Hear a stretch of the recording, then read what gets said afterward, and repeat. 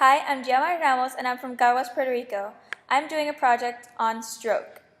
Stroke is a global health issue. Every 2 seconds, someone around the world will have one. This condition is the second most common cause of death around the world, causing around 6.7 million deaths per year, taking a life every 5 seconds. Stroke is the third leading cause of disability in the world. The burden of stroke due to illness, disability, and the early death it causes is set to double worldwide within the next 15 years. There are two types of stroke: ischemic, due to a blocked blood vessel in the brain, and hemorrhagic, due to the bleeding in the brain. This can cause damage to the brain. To receive the best possible treatment, it is vital that everyone with a suspected stroke arrives at a hospital as quickly as possible and receives timely diagnosis. Immediate treatment may minimize the long-term effects of a stroke and prevent death. Advances in computer vision are turning the smartphone camera into a diagnostic aid.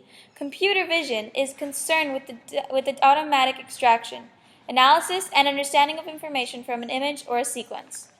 It involves the development of a theoretical and algorithmic basis to achieve automatic visual understanding. That's why I've created SNAPStroke, an app that detects one of the main symptoms of a stroke, face dropping.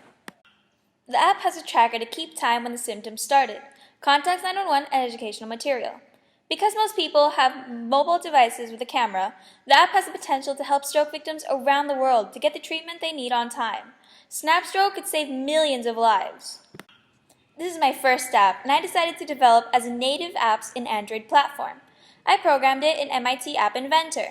For SNAPStroke to work, it needs to know how you look. You introduce yourself by taking a few pictures of your face called user enrollment. After enrollment, SNAPStroke is ready to recognize you.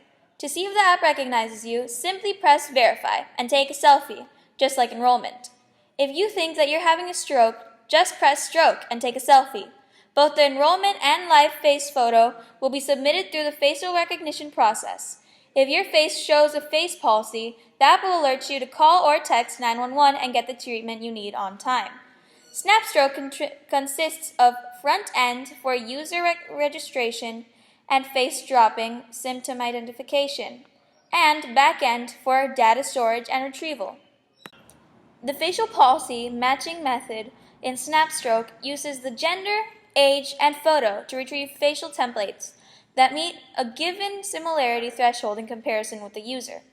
The age and similarity parameters can be adjusted during successive iterations of a face palsy identification session to obtain a result. A similarity value measures the degree of similarity between two facial objects. Therefore, a value of 1 indicates a 100% match between two facial objects.